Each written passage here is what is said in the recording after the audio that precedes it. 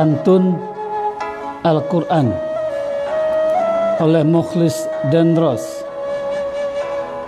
ditulis di Batam 16 Ramadan 1439 Hijriah, 1 Juni 2018. Anak dara bergelar paduka, bersama raja main di taman.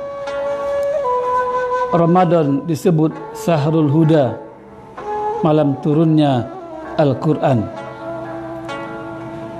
Beli kue tar dan kurma Madinah, pembelanjaan di bulan Ramadan, agar dapat petunjuk dan hidayah.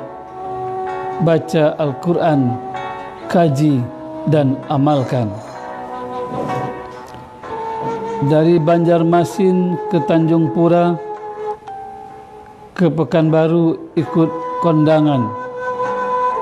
Tidak akan sesat selamanya bila Al-Quran dan Sunnah jadi pegangan. Ramadan akan meninggalkan kita, masjid hilang ramainya. Baca Al-Quran saja berpahala, apalagi mengamalkannya. Belajar hingga ke negeri Peking, dakwahkan ilmu agar bermanfaat. Masjid itu terasa asing bagi muslim yang tidak sholat. Kalau bulan lewat purnama, bagaikan lentera hilang cahaya. Al-Quran itu tidak berguna bagi muslim yang tidak mengamalkannya. Hidup di kampung sulit rezeki, mengadu nasib ke negeri tetangga. Al-Quran itu tidak berarti bagi fasik yang tidak mengamalkannya.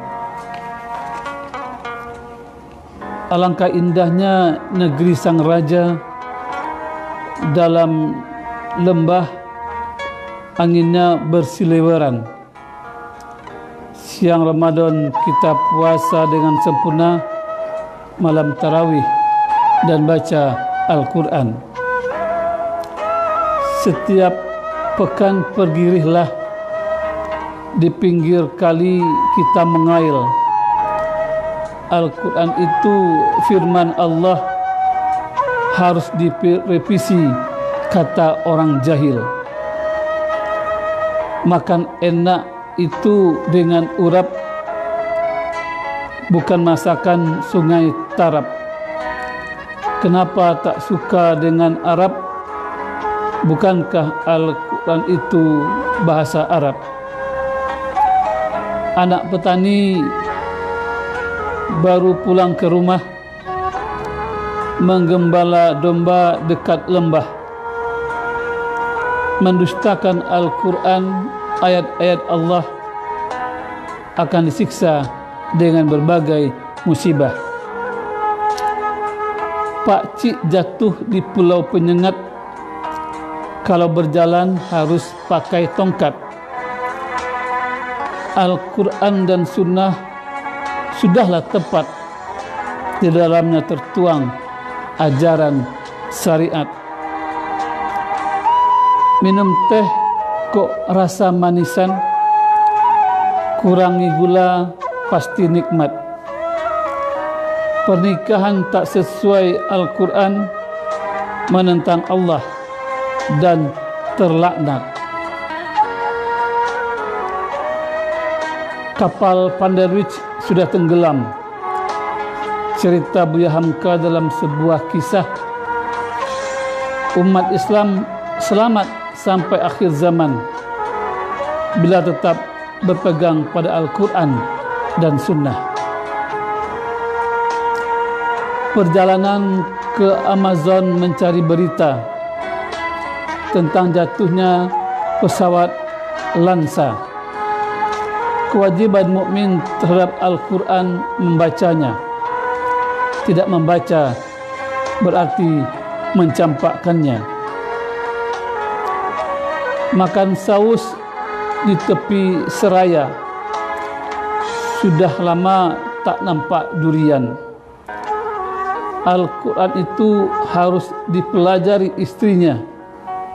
Tak mau berarti telah mencampakkan Al-Quran.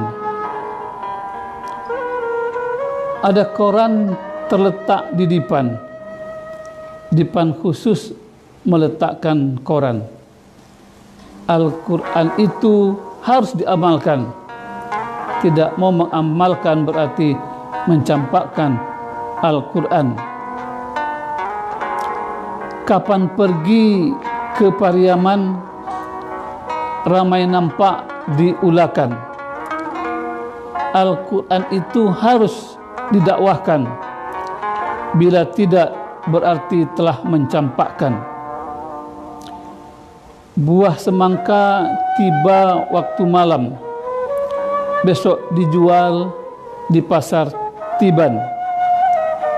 Bagaimana dikatakan cinta Islam kalau di rumahmu tidak ada Al-Quran?